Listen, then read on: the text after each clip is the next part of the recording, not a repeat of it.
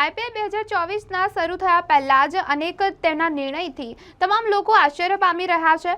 ત્યારે ફરી એક વખત મુંબઈ ઇન્ડિયન્સ દ્વારા જે પોસ્ટર જાહેર કરવામાં આવ્યું છે તેમાંથી રોહિત શર્મા ગાયબ છે। ત્યારે શું આઈપીએલ 2024ની આ જે મુંબઈ ઇન્ડિયન્સની ટીમ છે તેમાંથી રોહિત શર્માની બાદબાકી કરવામાં આવી છે? જી હા, એવું જ કંઈક લાગી રહ્યું છે। ત્યારે સંપૂર્ણ વિગતો એવી છે કે જેમાં જે પોસ્ટર જાહેર કરવામાં આવ્યું છે તેમાંથી રોહિત શર્મા ગાયબ છે। રોહિત શર્માની કેપ્ટન્સીમાં ભારત અફઘાનિસ્તાન સામે T20ની સિરીઝ રમી આવતીકાલે 14 જાન્યુઆરીએ ભારત અને અફઘાનિસ્તાન વચ્ચે બીજી T20 મેચ રમાશે।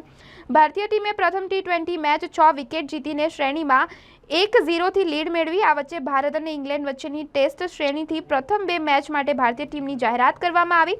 ત્યારે આ ટીમના સામે આવ્યા પછી ઘણા ભારતીય ખેલાડીઓ નિરાશ થયા છે। જેમાં જે પોસ્ટર જાહેર કરવામાં આવ્યું છે તેમાંથી જે રોહિત શર્મા તે જ ગાયબ છે। ત્યારે કહી શકાય કે જે માત્ર રોહિત શર્મા જ ગાયબ છે। ત્યારે ભારતીય ટીમની જાહેરાત થયા બાદ મુંબઈ ઇન્ડિયન્સે નવો વિવાદ શરૂ કર્યો છે।